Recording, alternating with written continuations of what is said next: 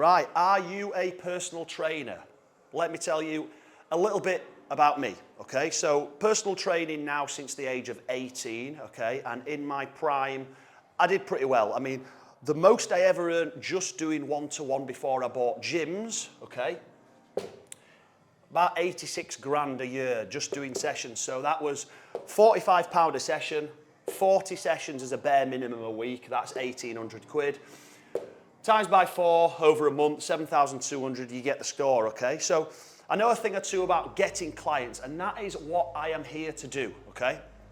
Help you get as many clients as possible. There is many ways of getting clients. There is in the gym, there is local outreach, and then there is social media. So I'm going to try my very best to go into each one of these in depth as possible, and guess what? Completely free of charge, all right? So I hope it's helpful. So number one is actually when you are in the gym. Now, so many people actually forget about this nowadays because of the world of social media. They just think, oh, well, I must have a big Instagram following to get clients and all the rest of it. No, the number one focus should always be actually in the gym, okay? So what I first did, all right, at the age of 18 was I literally lived in the gym. I got my diary out and I made sure I put hour blocks when the gym was busy, and I made sure I was in the gym, just walking about the place in my uniform, looking professional, offering as much help as possible. This in turn then builds a relationship with your members, and then if they are considering using a personal trainer, hopefully, because they've already got a relationship with you, they will pick you, okay? So, floor walking, I would say a minimum of 5 hours a week. Now, this is before you are fully booked, of course. So put it in your diary and make sure you are in the gym. I would recommend you either are here when you want your clients to train, i.e. if you're wanting sessions at 11 a.m, be here at 11 a.m, okay, till 12 a.m. See who's here. Or if you're wanting clients at peak times, be here at peak times. So that'd be 6 in the morning till 9 in the morning, and then in the evening from 4:30 p.m. till 7 p.m, okay? So floor walking, that is key, and so many people do not do this because they're just lazy. Free taster sessions, this is the number one, I would say, okay? The amount of free one-to-one taster sessions I delivered when I was 18, 19, 20-ish was absolutely crazy. What I did was I got a clear box, I got some business cards, and I literally would tell people to write down their contact details, leave it in the box, okay? I would then call that person, book them in, I would sit them down. Once that client is actually sat down and you are in a room discussing goals and putting a plan in place, they've bought into you, all right? Then what I would actually do is a 15 to 20 minute session after listening to their sort of bad points, i.e. let's say a girl comes in and she says she absolutely hates her triceps, she hates her stomach. I would literally just do a bit of a vanity session. I'd just make sure we worked her triceps and she worked her abs just to really seal the deal on the sale, okay? So as soon as you are actually sat in front of that person, it should in theory be game over if you are good at what you do. You should have that client straight away signed up, okay?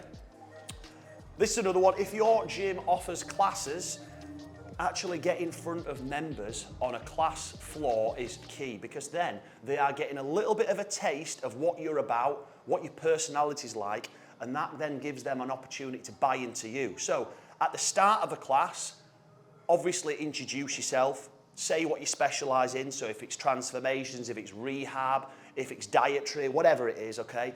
Or at the end of the session, you could have a clipboard and you could basically just say, look, I am a personal trainer. If you would like a free one-to-one session with it, please just leave your info with me at the end of the class. Then you've already got some info to contact straight away, okay? So that is on the gym floor. You could even contact the gym, actually speak to the gym, the reception staff, and say, can I have some membership info? You could be cheeky. Why the hell not? I did. Local outreach, okay? So now, get yourself on Google Maps and do couple mile radius around the gym you are based, okay? Now we go hunting. This is literally one of the, I don't know, second things I did as soon as I'd kind of almost exhausted one-to-ones in the gym and floor walking. I went on the hunt for clients, okay? So What I did was I got a local company to design me some flyers and some business cards, and I would go down to beauty salons, shops, pubs, restaurants, whatever, and I'd just introduce myself. So important that you introduce yourself to the local businesses, especially ones that everyone seems to go to. So back in the day when I was at Saddleworth, the coffee shop that everyone used to go to was called Java. So I had a good relationship kind of with them, and I'd make sure that they knew about me. So I was like the only personal trainer in the village that actually did very well. I actually managed to steal 99% of all the other personal trainers' clients as well. Why? Because I actually cared. Simple as that. All my clients were getting results, none of them were, but chances are it's because I actually practiced what I preach as well on myself, so I knew what I was doing and I wasn't in the staff room eating Rustler's burgers. So going around the local community and building up a good relationship with everyone is great, because when they are then thinking, oh, actually, I fancy a personal trainer, the first thing on their lips is, oh, Ben Bamforth is a great personal trainer. Do you know what I mean? So it is really important. Another one, sports clubs. So around here, for example, this is Saddleworth, this is my second gym. There is a couple of local sports clubs that trainers could potentially go and introduce themselves to, and then build up a good relationship with like the head coach. So if they, for example, have a very talented football player who could go places and needs a bit of a kick up the arse, so to speak, you could offer your time for free, or that kid's parent might actually be willing to really push their kid in the right direction and actually fund said personal training sessions. So that's another one. Golf clubs as well. Golf clubs is a really good one because most golfers are retired, all right? They've got a bit of disposable income and they want to beat the friends. So they would be willing to pay 40 to 50 quid a week for a session just so they can hit the ball a bit further, okay? So don't forget about the golf clubs as well. Restaurants and pubs are a good one because they talk. People in pubs talk. So if you, let's say I'm looking at gym number 3 at the moment, I've actually been looking in Peddiston.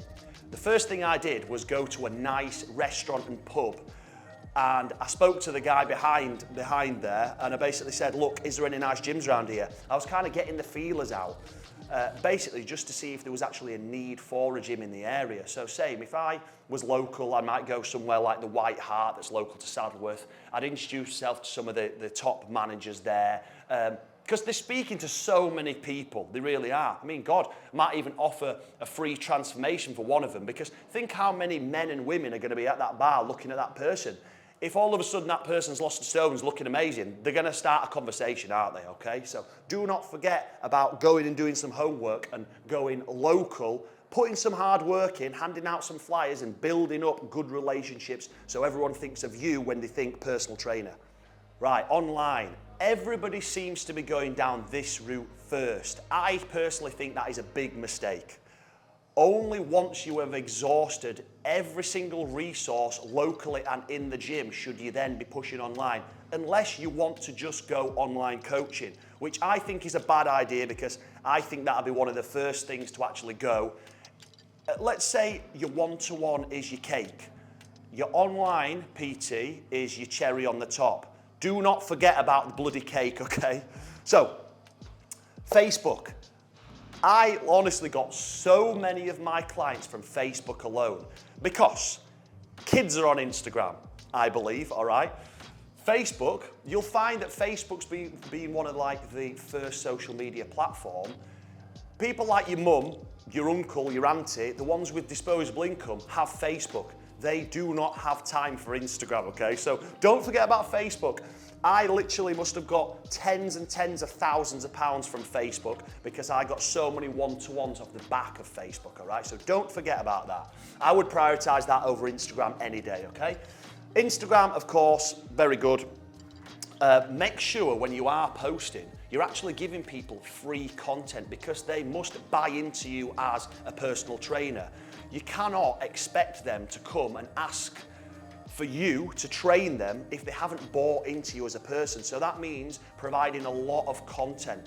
So many people do not actually put this in their diary and make this a priority. You must put at least 1, 2, maybe even 3 hours every single week to give back to your followers and give them free information. Like me with these business videos and all that, it's just my way of giving back to people, okay? Because at this stage in my career, when I've got all these businesses, it feels good to help like-minded people. Paid ads is very, very important. So once you have actually got some good content, i.e., let's say you're wanting to fill your diary with free taster sessions, I would literally just do a post on taster sessions and then I would boost it. I'd put a bit of money on it, maybe £10 on a week, just a little bit. Trust me, it will absolutely fly as a result of that, okay? Website, you could be really vain and you could actually have a website as well, okay? I literally had benbamforth.com back in the day when I was 18. It's because I also modeled as well as did personal training and literally just looks professional. It will only cost £200–300 for a quick website to be built. Just makes you look a bit more credible, a bit more professional, and then you could also link it to Google, a Google business account, and then people can actually leave you reviews. You can obviously pay for SEO as well on your website to kind of push it up the rankings, because let's say I'm in Saddleworth, all right, and I'm a personal trainer. If someone in Saddleworth types in personal trainer, I want to be the first person that comes up on that Google list, okay? So you can use things like Google Ads, pay-per-clicks, all the rest of it. But online, it is important, but do not put it as your number one. I would say it is not a priority. Priority is in the gym if you are focusing on building one-to-one personal training business. Referrals. This is one thing people forget about. If you have a one-to-one client, okay, and you're doing a good job, they will love you. Well, they should love you, and you should be building a great relationship with that person. So this then means they also would like to help you, okay, if they've bought into you as a person. So don't, whatever you do, think that they're not gonna fill your diary for you. So what I would do is, let's say I had a couple of slots. I've literally just got a couple of slots left. I would contact my best clients and say, look, what I'm gonna do is I'm actually gonna take on a couple more clients. Could you give me a hand? Do you know anybody who needs a personal trainer or you think would benefit from using a personal trainer? If so, do you mind sending me their information and I will get in touch? And I tell you what, if they sign up, I will give you a free session, because who doesn't want a free session, okay? Chances are they won't actually take the free session. If they really want to support your business, they won't. So diary fillers is a good one, actually upselling your diary as well. So let's say I've got a client that I know could pay for 3 sessions a week, all right? They're only doing 1. They've got an holiday coming up. Upselling to that client is a very easy way of filling your diary at this stage. So let's say one of my clients is on holiday, another one, let's say Sarah here, I know full well she's quite flexible. I would see a gap and I go, that gap needs to be filled. I would message this person, I would then go, look, could you make a session on Thursday, word it properly, like, look, I know you really want to push it at the moment. I've actually got 1 session free this week. Would you like it?